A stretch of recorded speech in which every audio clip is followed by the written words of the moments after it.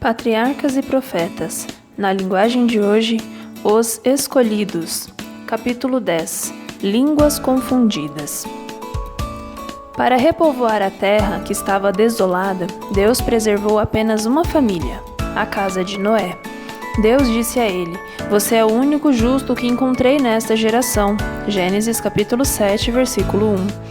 Apesar disso, já estava prefigurado o caráter de seus descendentes por intermédio dos 3 filhos de Noé, Sem, Cão e Jafé. Noé, falando por inspiração divina, previu a história das 3 grandes raças que teriam esses homens como pais. Seguindo a linhagem de Cão, por meio do filho em vez do pai, ele declarou: "Maldito seja Canaã, escravo de escravos será para seus irmãos." Gênesis capítulo 9, versículo 25.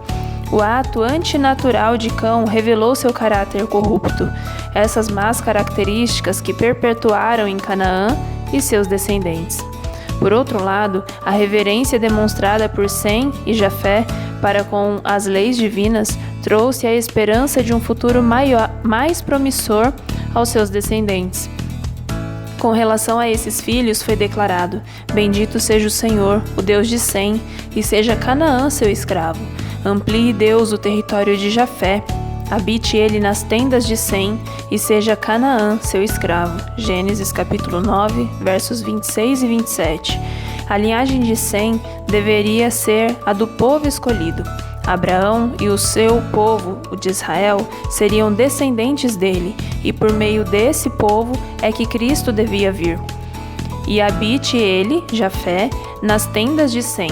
Os descendentes de Jafé deveriam participar especialmente das bênçãos do Evangelho. A linhagem de Canaã desceu às mais degradantes formas de paganismo. Embora a maldição profética a tenha condenado à escravidão, Deus suportou sua corrupção até que passaram dos limites. Então, eles se tornaram escravos dos descendentes de Sem e Jafé. A profecia de Noé não determinou o caráter e o destino de seus filhos, porém, mostrou qual seria o resultado do caminho que tinham escolhido e do caráter que tinham desenvolvido. Como regra, os filhos herdam as disposições e tendências de seus pais e imitam o seu exemplo. Da mesma forma, a corrupção e a irreverência de Cão foram reproduzidas em seus descendentes, trazendo maldição sobre eles por muitas gerações. Por outro lado, como foi grandemente recompensado o respeito de Sem por seu pai, e quão nobre e honrada é a linhagem de homens santos que aparece como seus descendentes. Durante algum tempo, os descendentes de Noé continuaram a viver entre as montanhas onde a arca ficou ancorada. Ao crescerem em número, a apostasia os levou à divisão. Aqueles que não queriam mais se lembrar do seu Criador e desejavam se libertar das restrições da sua lei, ficavam aborrecidos com os ensinos e exemplos de seus vizinhos tementes a Deus. Depois de algum tempo, decidiram se separar. Assim, eles se mudaram para o Sinear, às margens do rio Eufrates, atraídos pela beleza daquele lugar e pela fertilidade do solo. Ali, resolveram construir uma cidade e nela uma torre tão alta que se tornaria a maravilha do mundo.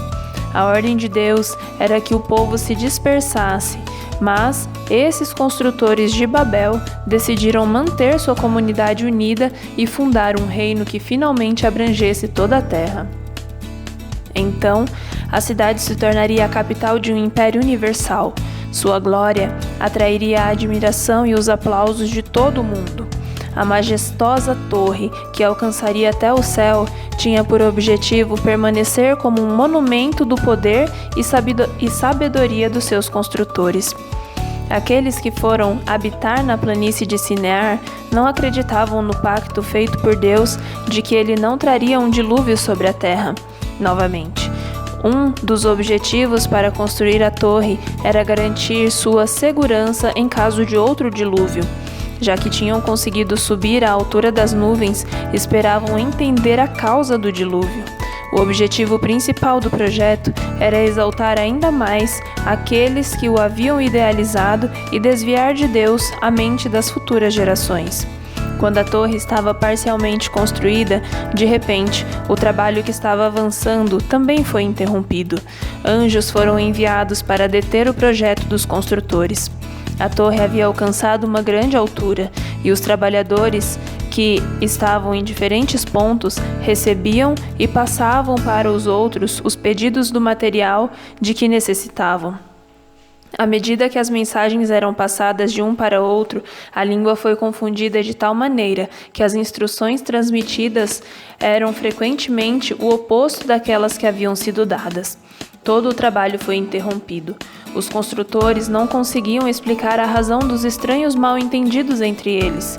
Em sua ira e decepção, acusavam uns aos outros. Como prova do desagrado de Deus, raios vindos do céu destruíram a parte superior da torre e a lançaram ao solo. O propósito ao confundir as línguas. Até aquela época, todos falavam a mesma língua. A partir de então, aqueles que compreendiam a fala uns dos outros se uniram em grupos. Uns foram para a direção e outros para outra. Assim, o Senhor os dispersou dali por toda a terra. Gênesis capítulo 11, versículo 8. Essa dispersão foi um meio de povoar a terra, e assim o propósito do Senhor foi cumprido por intermédio dos próprios meios pelos quais alguns haviam tentado impedir que ele se realizasse. Que perda! Era plano de Deus que, quando a pessoa saísse para habitar em várias partes da terra, levassem consigo a luz da verdade. Noé, o fiel pregador da justiça, viveu 350 anos depois do dilúvio. Assim, seus descendentes tiveram a oportunidade de aprender a respeito dos preceitos divinos e da história sobre como Deus lidou com a raça humana. Entretanto, eles não tinham o desejo de preservar o conhecimento a respeito de Deus e, devido à confusão das línguas, não conseguiram mais se comunicar com aqueles que poderiam lhes trazer maior luz. Satanás estava tentando provocar desrespeito para com as ofertas sacrificais que simbolizavam a morte de Cristo. Como as pessoas estavam com a mente obscurecida pela idolatria, ele as levou a perverter essas ofertas, sacrificando os próprios filhos nos altares construídos para os seus deuses. Ao se afastarem de Deus, os atributos do caráter divino, a justiça, a pureza e o amor, eram substituídos pela opressão, violência e brutalidade. Os moradores de Babel decidiram estabelecer um governo independente de Deus. Contudo, alguns entre eles temiam ao Senhor. Por amor a estes que eram fiéis, o Senhor adiou os seus juízos e concedeu tempo para o povo para revelar seu verdadeiro caráter. Os que temiam a Deus tentavam convencê-los a desistir de seu plano, mas o povo se uniu em seu ousado projeto contra Deus. Se tivessem continuado sem ser impedidos, teriam corrompido o mundo em sua infância.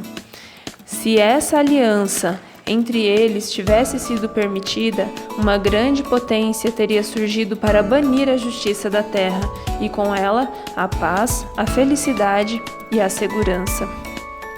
Aqueles que temiam ao Senhor clamavam a Ele para que interviesse. O Senhor desceu para ver a cidade e a torre que os homens estavam construindo. Gênesis capítulo 11, versículo 5. Em sua misericórdia para com o mundo, Deus frustrou os planos dos construtores da torre. Ele confundiu a língua, inutilizando assim os planos de rebelião. Deus suporta por longo tempo a maldição humana, mas dá oportunidade para o arrependimento. De tempos em tempos, sua mão invisível é estendida para reprimir a iniquidade. O mundo obtém prova inequívoca de que o Criador do Universo é o governante supremo do céu e da terra. Ninguém pode desafiar seu poder sem colher os resultados. Existem ainda construtores de torres em nossos dias. Os humanistas se atrevem a dar sua sentença sobre o governo moral de Deus. Desprezam sua lei e se vangloriam da inteligência humana. Então, quando os crimes não são castigados logo, o coração do homem se enche de planos para fazer o mal. Eclesiastes capítulo 8, versículo 11. A Torre de Babel atual. Muitos se desviam dos claros ensinos da Bíblia e criam doutrinas baseadas em especulações humanas e em fábulas que agradam aos ouvidos. Depois apontam para a sua torre, como se ela fosse um caminho para subir ao céu. Lábios eloquentes ensinam que o pecador não morrerá, que a salvação pode ser conseguida sem a obediência à lei de Deus. Se os professos seguidores de Cristo aceitassem a norma ordenada por Deus, ela os levaria à verdadeira unidade. Enquanto a sabedoria humana for exaltada e colocada acima de sua santa palavra, haverá divisões e dissensão. A confusão existente entre crenças e denominações que vivem em conflito é muito apropriadamente representada pelo termo Babilônia, que a profecia aplica às igrejas amantes do mundo nos últimos dias. Vejam Apocalipse capítulo 14, versículo 8 e 18, versículo 2. A hora do juízo de Deus se aproxima. Seu soberano poder será revelado. As obras do orgulho humano cairão por terra.